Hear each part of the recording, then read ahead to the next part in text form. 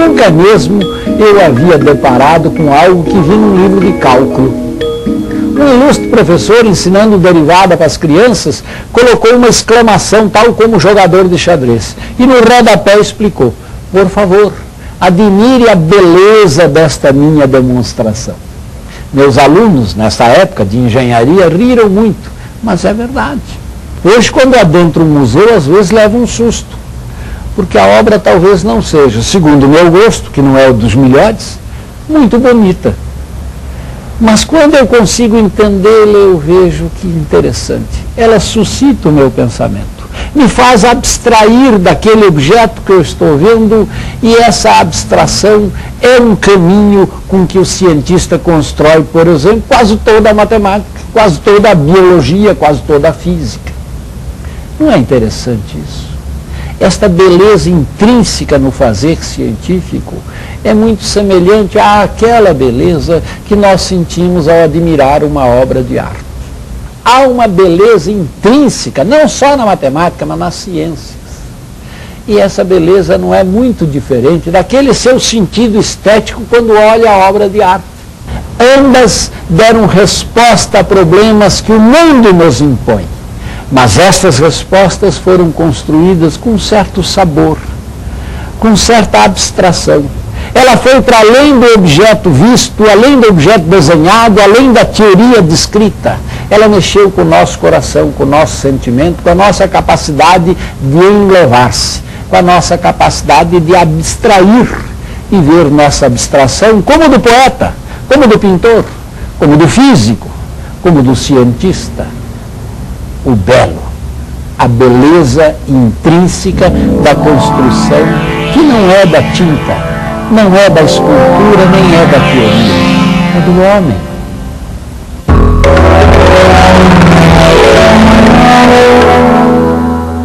Por que uma obra de arte agrada as pessoas? Toda obra de arte que agrada as pessoas é bela?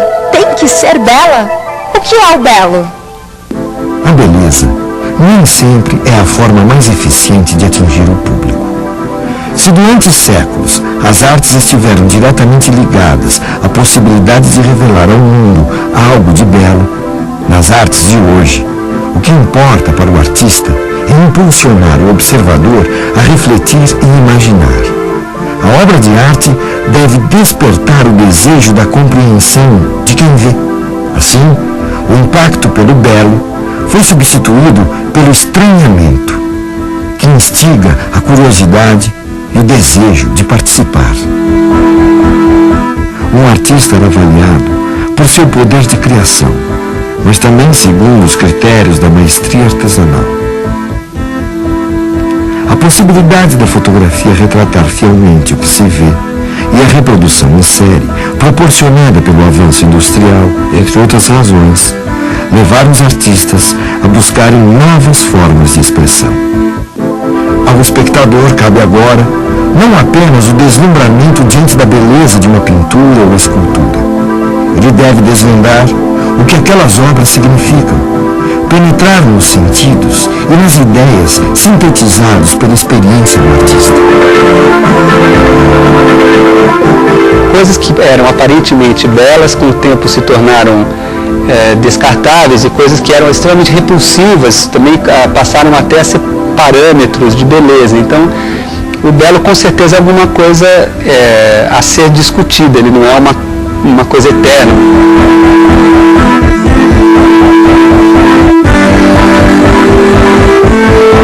O naturalismo é uma coisa histórica, né? Ele nasce na Grécia, ele termina na Idade Média, ele ressurge na Renascença e ele termina no modernismo. Ele também não é um parâmetro eterno do belo. Eu acho de toda forma que a arte trata de algum modo do belo, de alguma coisa que é agradável, que as pessoas querem ver, querem se medir com aquilo, querem exercer o seu juízo sobre aquilo, né? Agora, eu acho que não é possível fazer o belo sem botar o belo em questão, né? Então é esse um pouco o paradoxo da arte, né? Só faz o belo quem contesta o belo, um pouco isso. Mas e na matemática? O que é o belo? Para entender isso melhor, vamos viajar até a Grécia Antiga e tentar entender o que pensavam os filósofos gregos a respeito do belo e da matemática.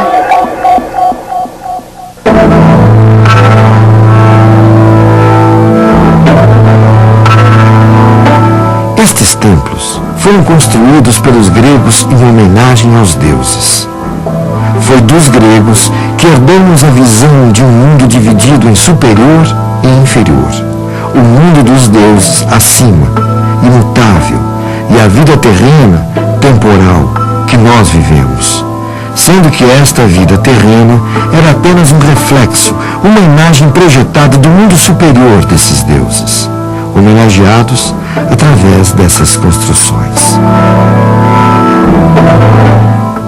Platão chamou esse mundo superior de mundo das ideias. Ideias que se encontram no nosso pensamento, na nossa razão.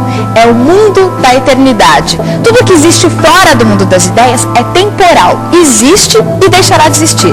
Não são coisas eternas, mas passageiras. E só existem porque são cópias daquelas formas que estão no mundo superior. Uma das mais famosas histórias contadas por Platão no seu livro A República é o mito da caverna. Segundo esse mito, os homens são seres que vivem aprisionados em cavernas, de onde não podem enxergar o mundo. O que eles podem ver são apenas sombras projetadas nas paredes. Quem conseguisse se soltar das correntes que o aprisionava, poderia sair da caverna e enxergar a luz. Mas quando retornasse, seria morto pelos que ficaram, que o julgariam loucos de afirmar que a realidade não estava naquelas sombras, e sim do lado de fora da caverna. Soltar-se das correntes só é possível através do desenvolvimento da sabedoria, da razão, da consciência que os homens devem buscar. Mas o que ele desde já avisava para os que se aventurassem é que essa pessoa poderia correr risco de vida, poderia morrer assassinada por aqueles que insistiam em viver no mundo sem razão, que preferiam olhar para suas sombras e acreditar que elas eram a realidade. Esse sábio condenado à morte por mostrar o caminho da sabedoria era Sócrates, mestre de Platão, que andou pelas ruas de Atenas propondo aos homens: conhece-te a ti mesmo, até ser condenado à morte por isso. Mas você deve estar se perguntando, o que tudo isso tem a ver com arte e matemática? Eu explico. Para Platão havia duas possibilidades ao artista. Ou ele era um bom imitador das coisas da natureza, o que, na sua opinião, era inútil, pois a própria natureza era apenas uma cópia do mundo das ideias, ou o artista criava aparências enganosas e imperfeitas, o que afastaria o espectador ainda mais do mundo das ideias. Resumindo, para Platão, o artista estava incapacitado com os instrumentos que tinha de revelar algo do mundo das ideias. Se mesmo diante de grandes artistas gregos como Fídias, Platão não acreditava nas possibilidades de elevação da consciência através da arte, a quem restaria essa missão? Essa missão ficou restrita aos filósofos, pois enquanto o produto final do trabalho do artista é a imagem, para o filósofo a palavra é apenas o primeiro passo em busca do conhecimento. Mas e a matemática? Aí é que está. Sabe quem foi considerado o primeiro filósofo da história? Foi Pitágoras, que hoje, em geral, conhecemos apenas como matemático. Foi Pitágoras quem primeiro observou a ordem das coisas no mundo e propôs que o caminho mais valioso para o homem era o amor à sabedoria. Foi ele quem criou o termo filósofo, aquele que ama a sabedoria, o conhecimento. E ele não se ocupou apenas dos números, como muitos acreditam hoje. O pitagorismo era um movimento não só intelectual, mas religioso, moral e político. Ele fundou uma ordem com um rígido código de conduta e com uma notável característica: a confiança no estudo da matemática e da filosofia como base moral para orientar o comportamento dos homens. A seita pitagórica sobreviveu por mais de 500 anos de forma secreta e fechada e foi extremamente combatida em sua época, mais por ser secreta do que propriamente por suas ideias. Pouco se sabe sobre os ensinamentos transmitidos aos iniciados, afinal, eram ensinamentos secretos. Tudo o que se sabe sobre o pitagorismo são suas primeiras lições, que eram utilizadas para encantar e converter os cidadãos gregos. São demonstrações da ordem que existe por trás da natureza das coisas. Conhecê-las poderia levar o indivíduo à elevação espiritual. Tudo que existe, do mais simples átomo às mais complexas galáxias, obedece a determinadas leis, padrões, que se combinam, se repetem e podem ser percebidos e comprovados pela matemática. Era mais ou menos isso que Pitágoras revelava aos seus discípulos. A mais famosa demonstração pitagórica é o teorema que hoje recebe o seu nome. Quer ver?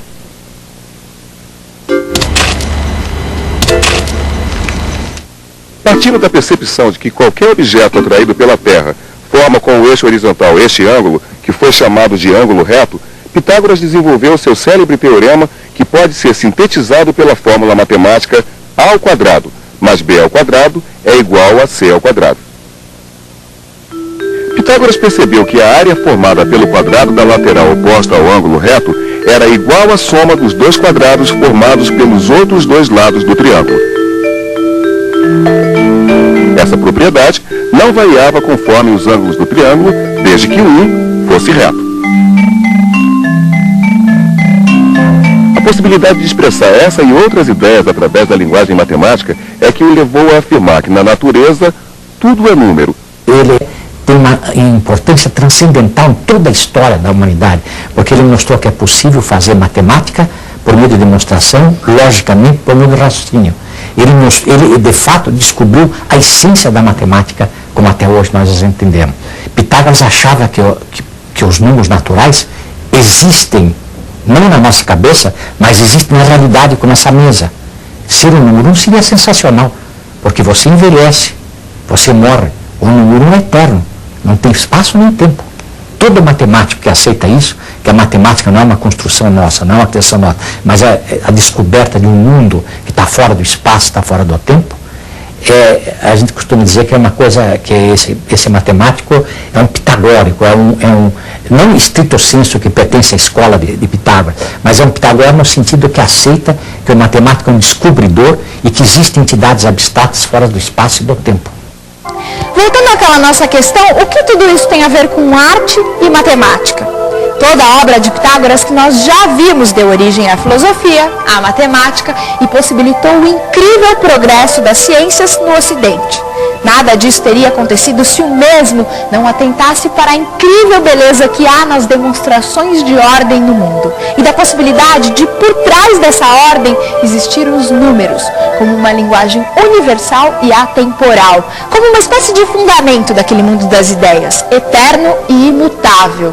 Eu diria que a matemática é a busca de certas estruturas e de suas propriedades, estruturas essas que você pode chamar de formas.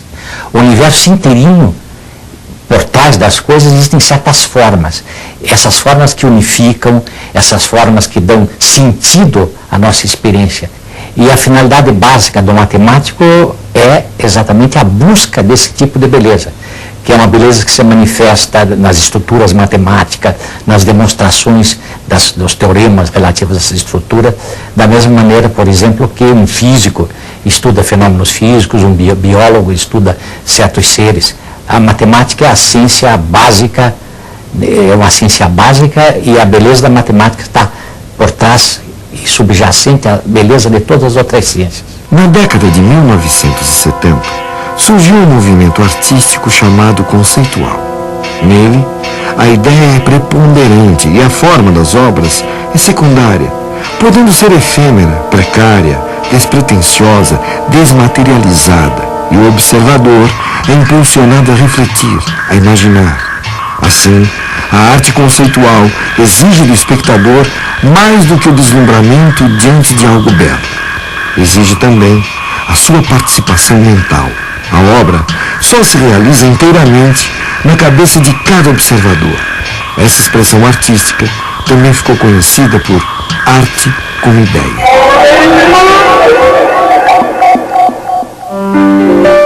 As origens desse movimento remontam à época do Renascimento, quando Leonardo da Vinci expôs sua visão a respeito das artes. Segundo ele, a pintura não deveria ser apenas uma experiência visual, e sim uma ciência mental, como a filosofia e a matemática. Para ele, a pintura não era apenas o que estava no quadro, mas o que a imagem suscita na mente do observador.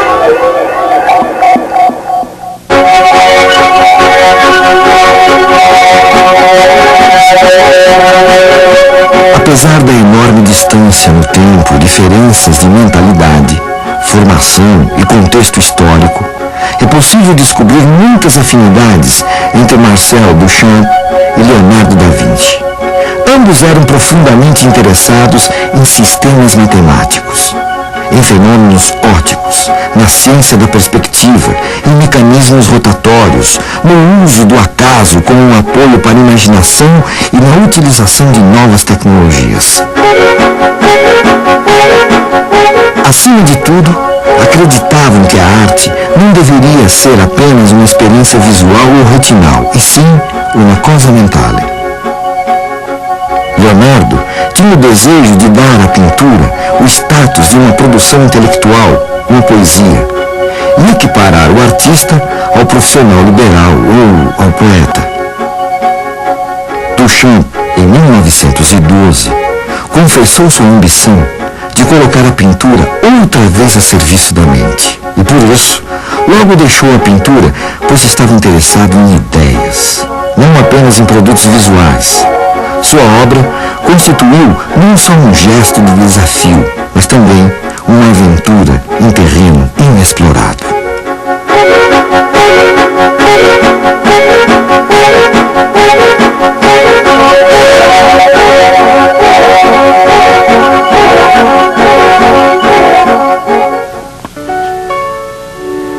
Observem esta obra. Se é quase impossível dizer que ela é bela, é inegável que não há como se manter indiferente a ela. Mas o que Duchamp quis, de fato, ao colocar este mictório no museu? Entre outras coisas, quis fazer uma obra que se realizasse na mente do espectador. A presença de um mictório em um museu já é por si só desconcertante. Agora observem o nome da obra: Fonte. Duchamp cria aqui um trocadilho entre o nome e a obra que leva o espectador a um tipo de reflexão pouco usual quando estamos, por exemplo, diante de um retrato. Não há dúvida que esse mictório dentro de um museu, intitulado Fonte, leva nossa mente a buscar uma solução para um enigma. É sem dúvida uma coisa mental. Se por si só esse objeto não é belo, a solução do enigma certamente o é. Duchamp abriu espaço para a arte conceitual, as instalações, a participação do observador na obra de arte, que ele considerava fundamental, e sobretudo para a difícil procura da verdade na arte contemporânea, que vai além da harmonia das formas. A sua lição é a do desconforto, do inútil, do gratuito, do desconcertante, afastando-se de todas as formas da fruição lírica tradicional, como nos trabalhos de seu contemporâneo, o músico John Cage.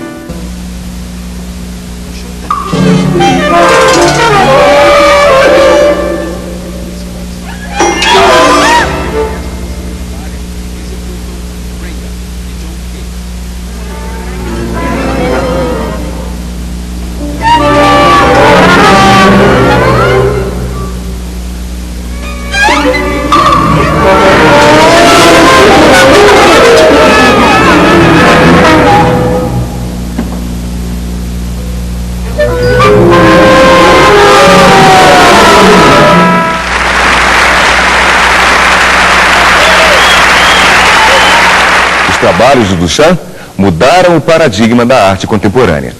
My idea was to choose an object that wouldn't attract me either by its beauty or by its ugliness. To find a point of indifference in my looking at it, see?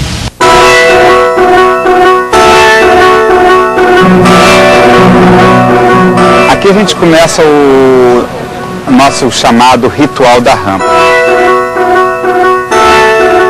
É um jogo que se estabelece de leituras do próprio Marco como uma obra de arte.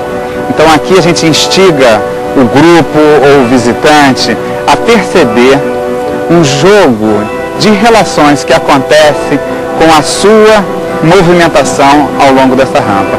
O próprio Marco como obra de arte é interessante porque ele é uma escultura cuja forma destoa de todas as outras construções, que são as construções do nosso mundo cotidiano, nosso mundo real. Então esse museu tem a forma simbólica do museu da obra de arte, talvez de uma certa forma futurista.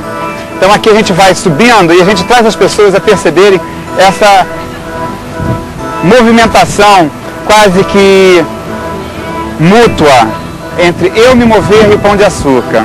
Quem está se movendo? Sou eu que estou me movendo ou o Pão de Açúcar que se move? Quem é que se move? É o Sol ou o planeta Terra? Até hoje a gente fala que o Sol se põe. Essa subida da rampa também serve para a gente perceber a relação entre o belo cultural e o belo natural.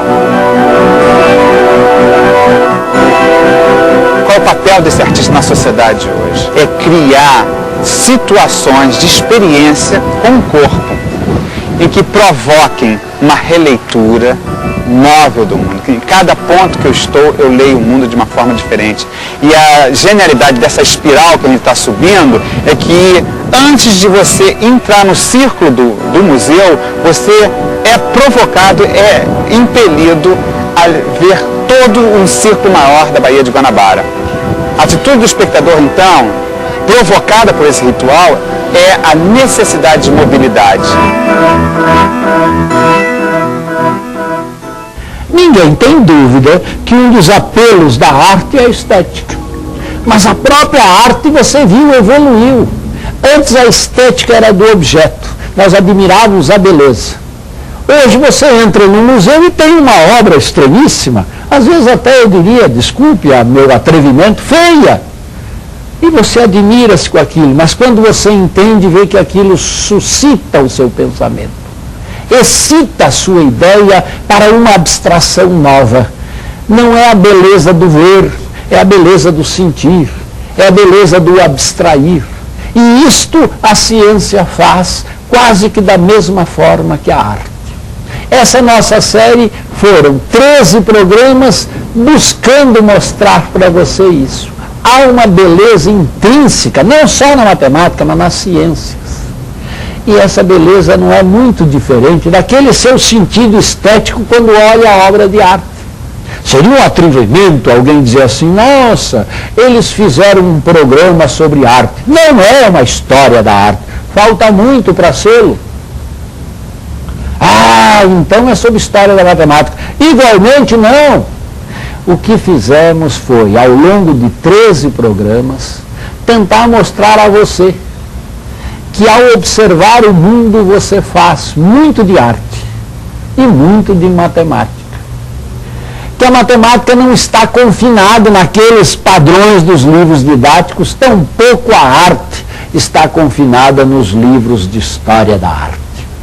A arte e a matemática são manifestações do homem, do cientista, do artista e do homem comum. É o seu jeito de ler a natureza. Havia um filósofo que dizia, homem algum atravessa 2 vezes o mesmo rio. Quando ele pular o rio, pela segunda vez as águas serão outras. Um outro filósofo disse, e o homem também será outro. Pois bem, quando se atravessar este grande rio chamado a sua vida, você vai lembrar-se que um dia você mergulhou de uma ponte chamada arte e matemática e olhará o mundo de outra forma. Até breve.